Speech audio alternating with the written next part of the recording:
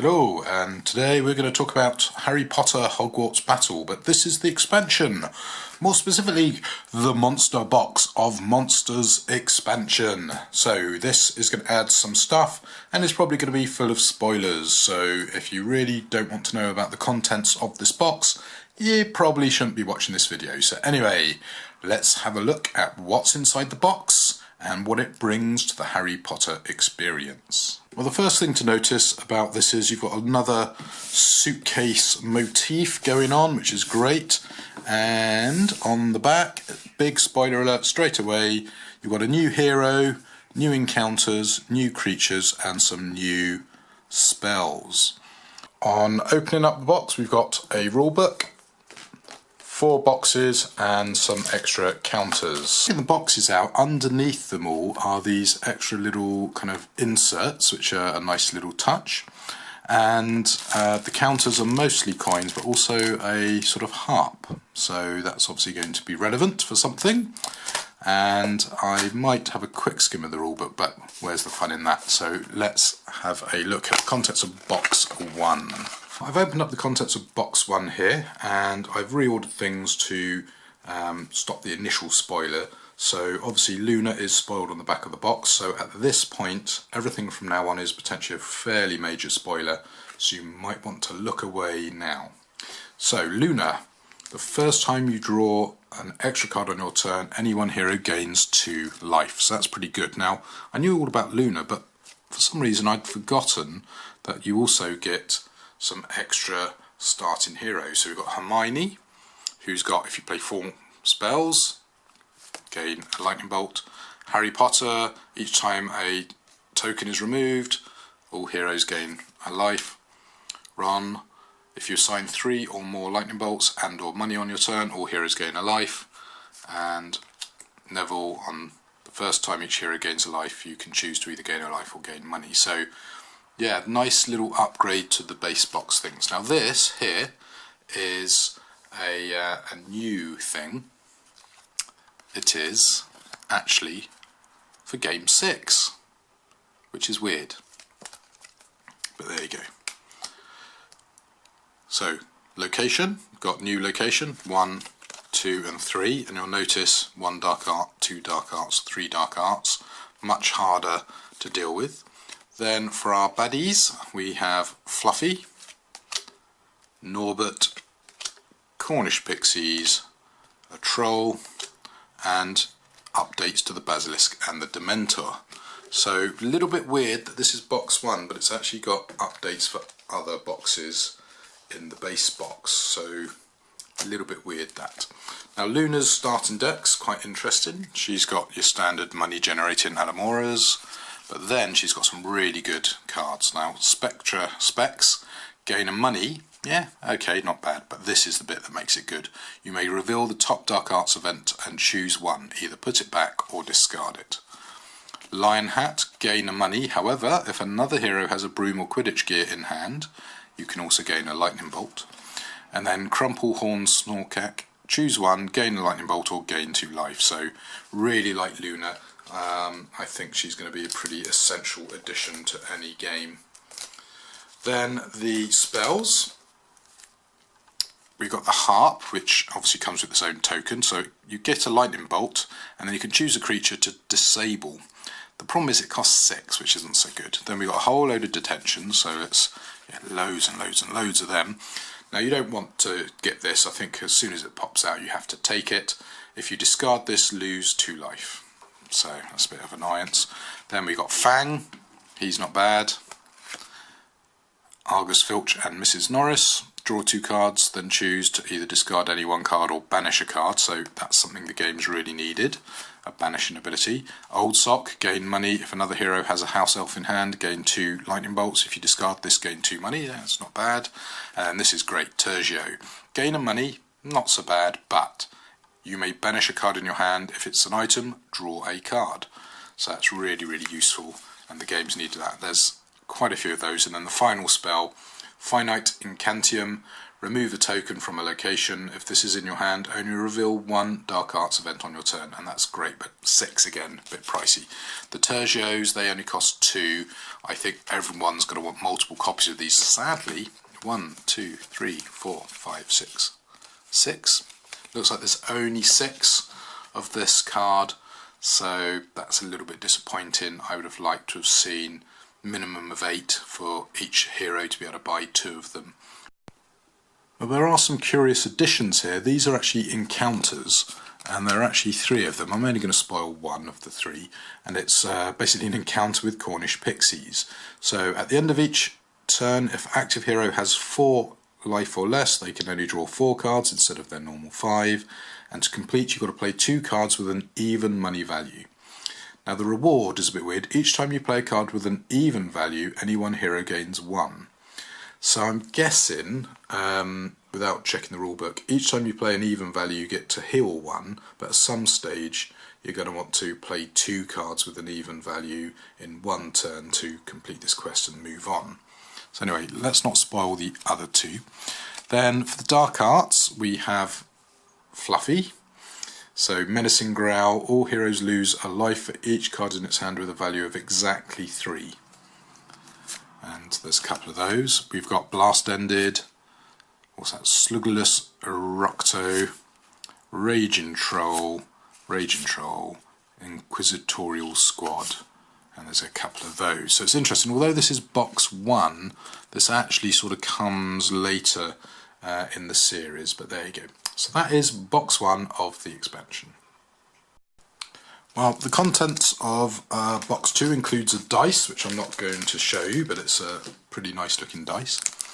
Some spells, so the Monsters Book of Monsters, Buckbeak, Immobilis, and Depulso, which is another banishing card, so that's good.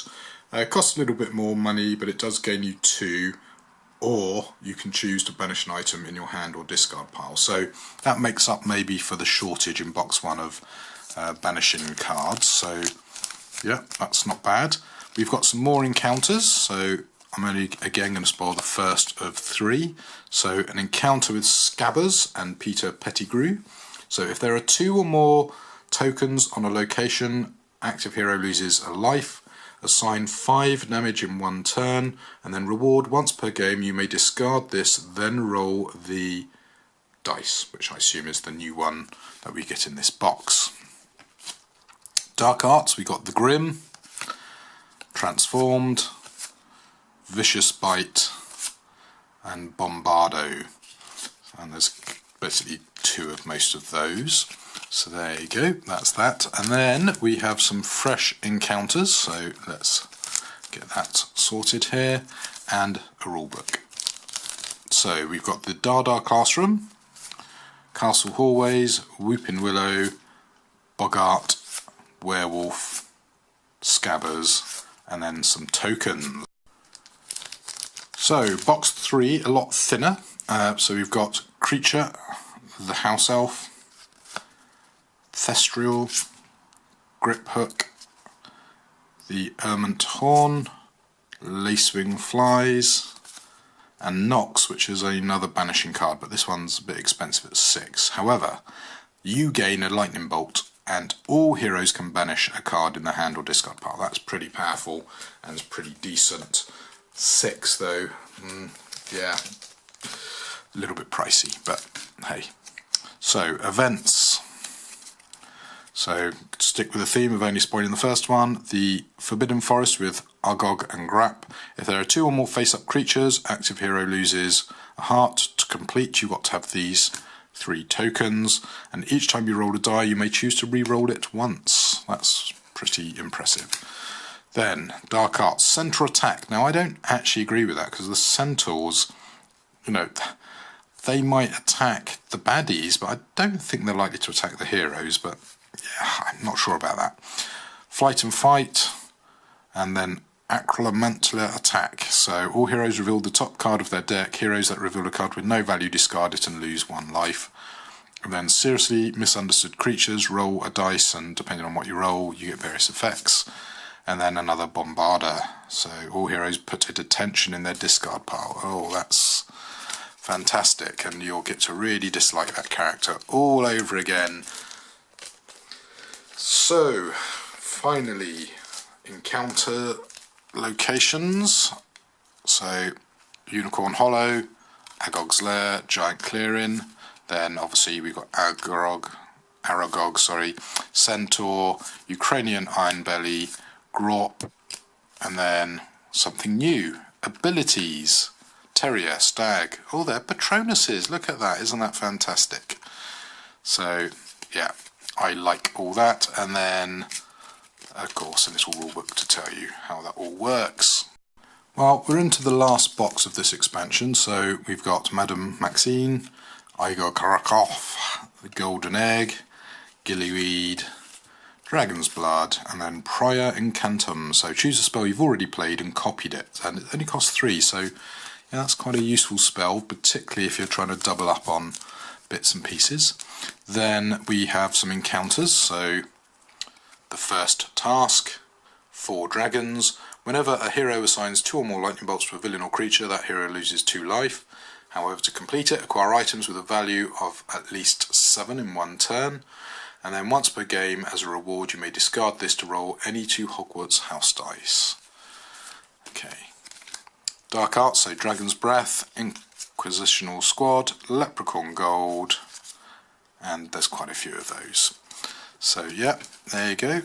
Nice little mix of cards. I'm really interested in the spells that are coming in with this game. I'm going to have a little comment about that at the end. Then we got a new location, so selection of the champions, Dragon Arena, Mermaid Village, and then the Tri-Wizard Maze. Then we've got a Chinese Fireball Dragon, Common Welsh Green Dragon, Hungarian Horntail, Swedish Snout. Then we got a Grindylow, a Mermaid, and someone very horrible we're not allowed to mention by name. Now, my opinion of this expansion is it's a must-buy for the Banish cards, also for Luna as well. Do I like some of the other bits? I'm not sure. I'm going to have a good play, I think. Now, it does say for the best experience you should pretty much finish the game. I think, is that on the cover here? Incorporating the cards, here you go. This game will play best if you combine it with Hogwarts Battle after you complete Game 7. So the idea is once everything's been spoiled in the base box, you add in this expansion and away you go and enjoy the new content. But you can sort of ignore that advice and go straight into it. Now, the one thing I don't like is it does talk here about your creature and villain deck and your encounters. And the way they're sort of incorporated is a little bit wonky for me, but it's not too bad. And there's an example layout over here, so you've got this little space in the middle for your encounters. But yeah, it's a little bit odd. I mean, I would have thought it'd be quite nice if the creatures actually came out and helped beat up any villains who are already out in play, for example. That would be quite useful. So lots of scope for an additional expansion. Now I believe there was some muttering about another expansion for Hogwarts Battle. I'm going to have to go back on Board Game Geek and check that out and see if that's something I've misremembered or is an actual thing. And this is the sort of game where it's very easy to bring out new spells and new Dark Arts cards and all that good business. I think the way the rulebook's laid out, it's not brilliant at telling you how to integrate the new stuff. I mean, it's not too bad, but you know, the font's a little bit small and it's all sort of italic-y, so I find it a little bit harder to read than some of the plain text stuff that you get, for example, over here. So it talks about your gameplay and some additional rules. So you've got villains versus creatures, encounters, banishing, the detention deck, new hero cards, Luna's cards, Hogwarts cards, and advanced wizards. So yeah, there are some bits there, and of course your optional rules go in the back here as per normal. And it's also got the nice ability to store this expansion in the base box, but you are going to have to lose the boxes by the sounds of it and put them in there. So yeah, I'm pretty happy with it. Would recommend that you pick this up if you're a fan of Hogwarts Battle. It will really enhance your game.